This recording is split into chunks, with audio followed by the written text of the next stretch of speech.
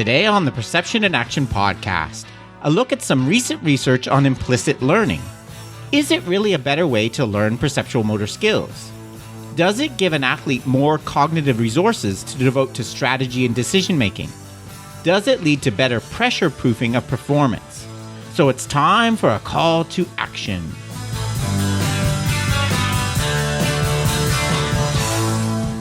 Hi everyone, this is Rob Gray from Arizona State University and PerceptionAction.com.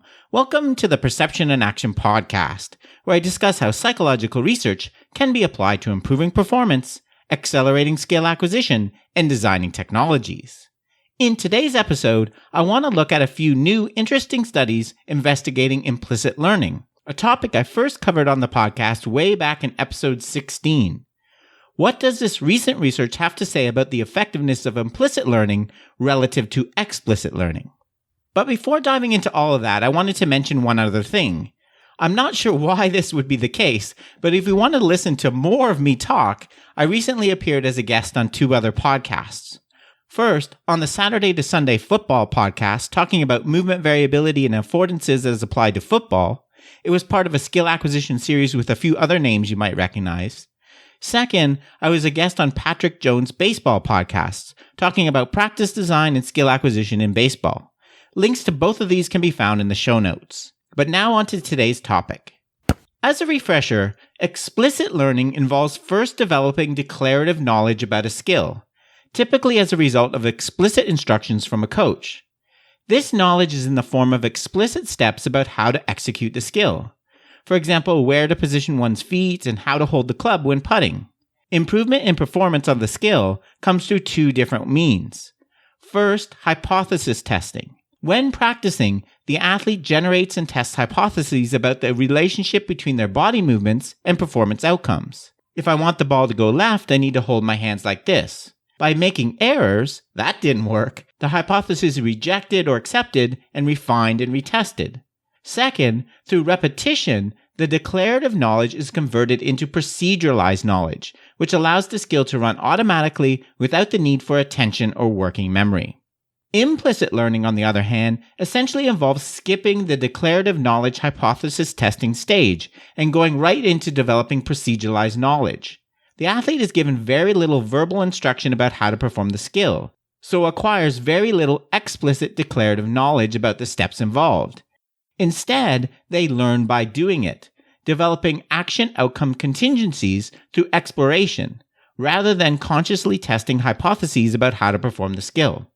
It has been proposed that implicit learning is superior to explicit learning for two basic reasons. First, because it involves exploration and self-organization, it should result in skills that are more optimal for a performer's own individual constraints, and that are more adaptable when transferring to a different condition. Second, as first proposed by Rich Masters in his Reinvestment theory, learning a skill implicitly should make an athlete more resilient under pressure, because it effectively reduces the opportunity for the athlete to turn their attention inwards and attempt to consciously control a highly automatic, proceduralized skill. The idea is that if I never acquire the explicit piece of knowledge, keep your head down while putting, I won't go back and think about this when I have to perform under pressure. In practice, implicit learning can be encouraged in two basic types of ways. First, obviously we want to avoid using explicit instructions as a coach that will lead the athlete to acquire declarative steps of knowledge. A good way to do this is using an analogy that gets the movement you want without referring to the body itself. I gave a few examples of this back in episode 16. The second way implicit learning can be encouraged is by attempting to prevent conscious hypothesis testing during skill acquisition. This can be achieved, for example, by making the athlete perform a dual task so they can't think about the skill, or using errorless learning. Errorless learning involves practicing the skill initially under very easy conditions, think 1-foot putts, then gradually increasing difficulty, the putting distance, as the athlete improves. This will result in the performer making very few errors, discouraging explicit hypothesis testing. To date, research testing the proposed superiority of implicit learning has been a bit of a mixed bag. While it has been shown that performers who acquire a skill using one of the methods I just described do report fewer explicit steps, so they do learn more implicitly, the performance effects are a bit less convincing. In some studies, it's been shown that implicit learning results in a much slower rate of acquisition. And in the ones that have tested the benefits under pressure, while the proposed pattern is there, in the end there's not really any major differences between the learning groups in terms of absolute performance. And finally, implicit learning has mostly been investigated in lab experiments, using relatively simple tasks like golf putting, so it's unclear how it applies to more complex perceptual motor skills. Okay, enough with the review. Let's move on to the more recent studies. The first article I want to talk about today is by Navarro and colleagues, and it was recently published in Human Movement Science. As I've talked about in the past, one of the advantages of a skill being automatic is that it gives a performer more attentional resources to devote to higher level decisions, strategy, and tactics. In other words, it lets the athlete more effectively multitask. For example, it's by virtue of the automation of the action that skilled soccer players can simultaneously decide whether to pass the ball to a teammate, shoot on goal, or dribble past opponents, and maintain control over the ball. By contrast, lesser skilled players must attend to their actions and the ball, requiring a good amount of cognitive resources. Consequently, trying to make strategic decisions at the same time will more likely result in overloading, hampering the lesser skilled player's ability to produce accurate actions. Therefore, if implicit learning represents a quicker route to automaticity, then it should, in theory, result in better and faster decision-making. In their study, Navarro and colleagues investigated this question by looking at penalty kicks in soccer. Previous research has shown that there are two basic types of strategies players use. On the one hand, in the goalkeeper-independent strategy, the kicker decides where to aim the ball before starting the run-up to the ball, and holds on to that decision irrespective of the goalkeeper's actions. In the goalkeeper-dependent strategy, on the other hand, the kicker intends to direct the ball to the side opposite of the goalkeeper's dive. Therefore, a successful penalty kick requires that the penalty taker produce an accurate, well-controlled kicking action, and concurrently accurately watches the goalkeeper and makes a strategic decision to which side to kick the ball. In other words, it is a defining feature of the goalkeeper-dependent strategy that a conscious decision is made while kicking. This makes the goalkeeper-dependent strategy essentially a dual task. This example also has the advantage that it is an ecologically valid, sports-relevant dual task situation. As I discussed back in episode 73 in my series looking at choking under pressure, a valid critique that has been made of a lot of dual task research in sports, including some on implicit learning, is that the dual tasks used are artificial strawman tasks, like counting backwards or listening for a tone, and don't really represent anything that an athlete would actually really try to do on the field. This brings into question whether or not the athlete was sufficiently motivated to do well in the dual task, since it's essentially irrelevant. This, of course, is not an issue when an athlete is using the goalkeeper-dependent strategy when taking a penalty, because the dual task of watching where the keeper dives is critical to task success. The goal of this study was to determine whether implicit learning facilitates better shot accuracy and better decision-making when using this goalkeeper-dependent strategy as compared to explicit learning. If implicit methods lead to a reduction in the contribution of cognitive resources to producing actions, then practicing a kick implicitly might diminish the adverse effects of decision-making on kicking accuracy. To investigate this question, 20 female soccer players from the Dutch talent team and the University of Sao Paulo in Brazil were split into implicit and explicit learning groups. An errorful, errorless learning paradigm was used. Specifically, participants practiced shooting a ball to targets of different sizes projected on the wall of a gym over 3 training sessions. For the implicit, errorless group, each session began with a large target area, and target size was progressively decreased. As I mentioned, this should result in fewer errors and less explicit hypothesis testing. The explicit errorful group was presented with continuous changes in task difficulty, as target size was chosen randomly for each shot. It's important to note here that in the end, both groups shot at exactly the same set of targets in practice, just the order they received them was different. In this practice session, which consisted of 3 sessions of 60 penalty shots taking place on separate days, there was no goalkeeper present. In the test phase, an animated goalkeeper was projected on the wall that dove either to the right or to the left on 90% of the trials.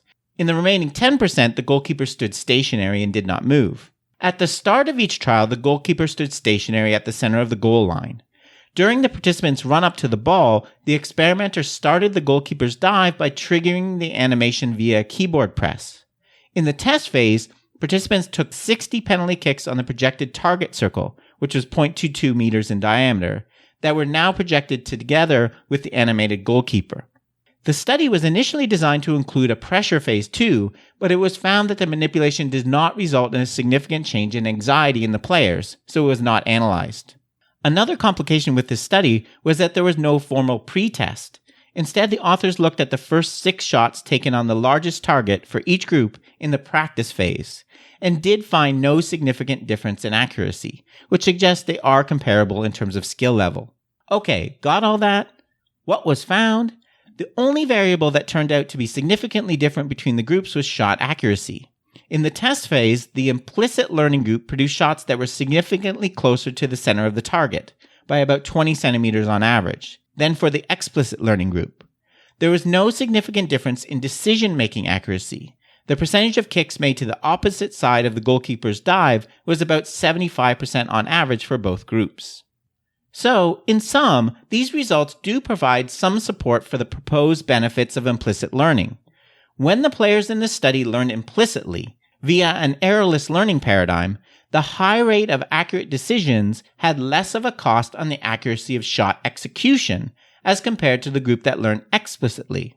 This is presumably because having to watch the direction of the goalkeeper's dive pulls away some of the cognitive resources that the explicit group is using to execute the action of kicking.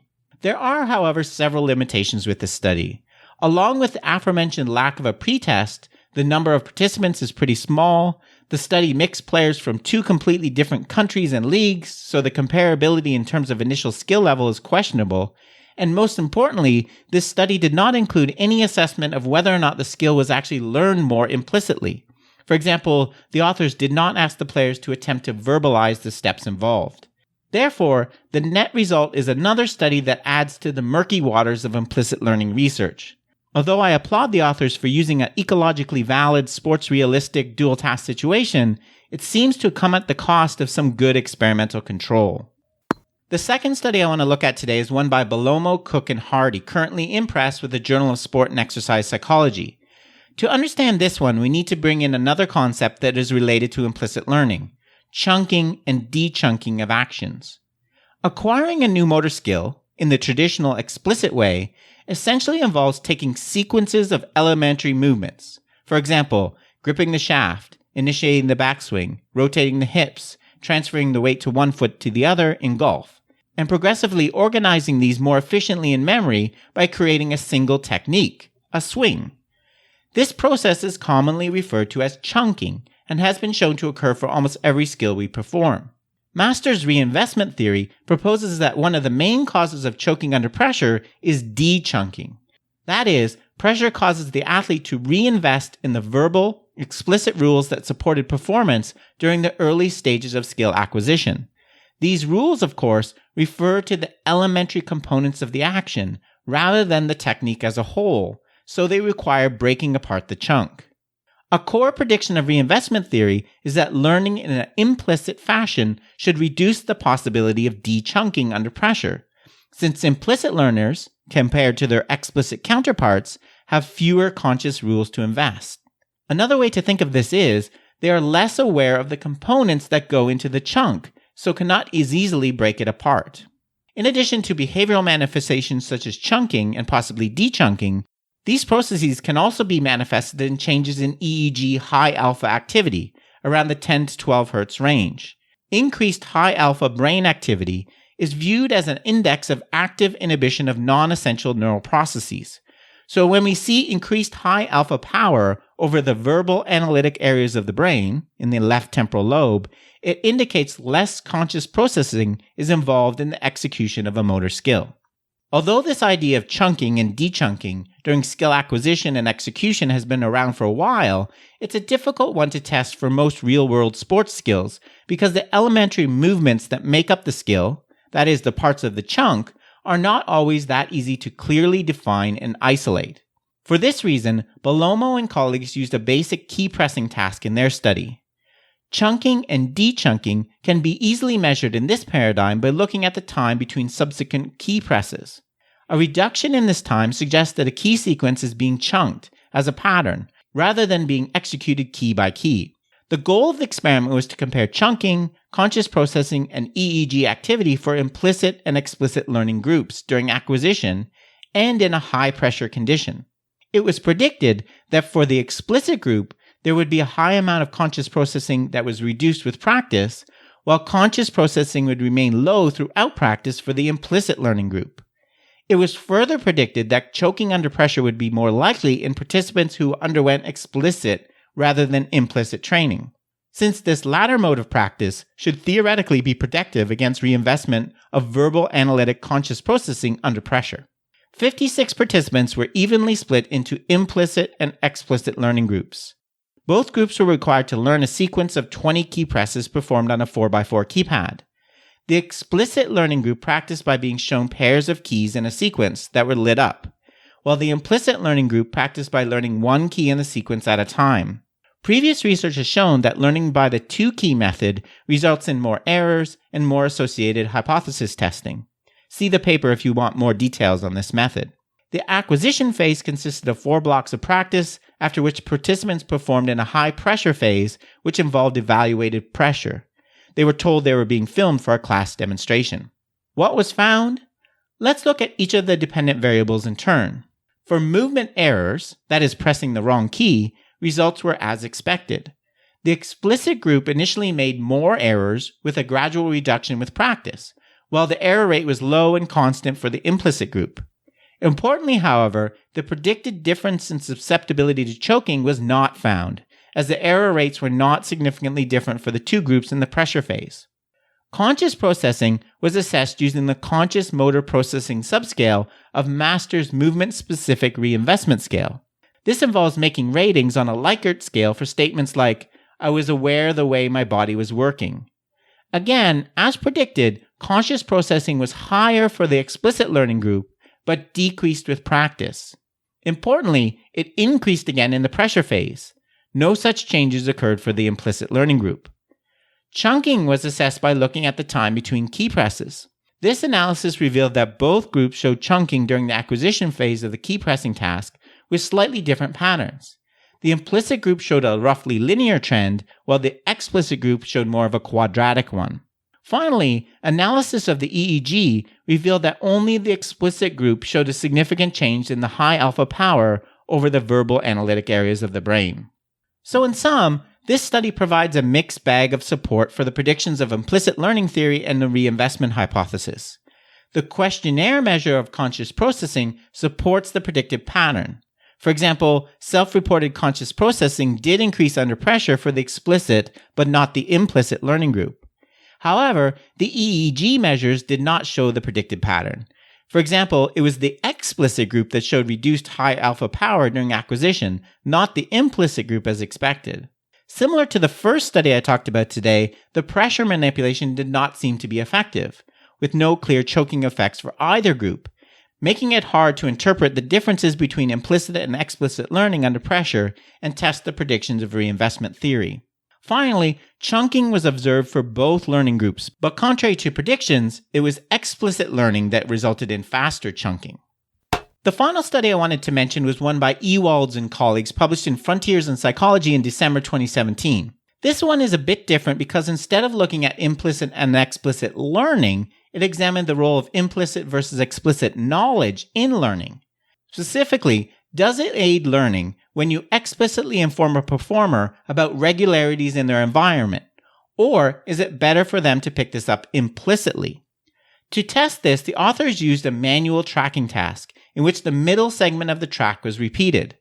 The explicit group were told about the repeating pattern, although not exactly what it would be, while the implicit group was not. What was found? Only the explicit group was able to take advantage of the repeating segment and reduce errors for it. This brings into question whether a learner will be able to pick up regularities or situational probabilities in their environment when using implicit learning. However, I should note that this result is opposite to what I found in one of my baseball batting studies. Specifically, I found that letting a batter learn a pitcher's tendencies implicitly was more effective than giving them information explicitly through pitch charts. So, overall, I think we can see that work still needs to be done to evaluate the effectiveness of implicit learning. Although it is a very intriguing idea, the results in support of it are a bit muddy. It has also been the case that many of the studies that have evaluated it, like 2 of the ones I talked about today, have used relatively simple motor skills. And when you try to scale them up to more realistic sporting tasks, like the soccer penalty kick study, it can lead to many complications, making it difficult to test the predictions. So in my opinion, the jury is still out on whether or not implicit learning, using paradigms like errorless learning and dual tasks, is really a more effective way of learning as compared to explicit learning, and some of the other methods that I've talked about on the podcast, like the constraints-led approach or differential learning. Okay, that's it for today's episode. Remember, you can contact me at robgray@asu.edu or follow me on Twitter at ShakyWeights. To find out more about the podcast, please check out perceptionaction.com. Finally, to support the podcast and receive bonus materials, including an extra monthly episode and transcripts, please head over to patreon.com/perceptionaction. This is Rob Gray from ASU. Cheers for now, and keep 'em coupled.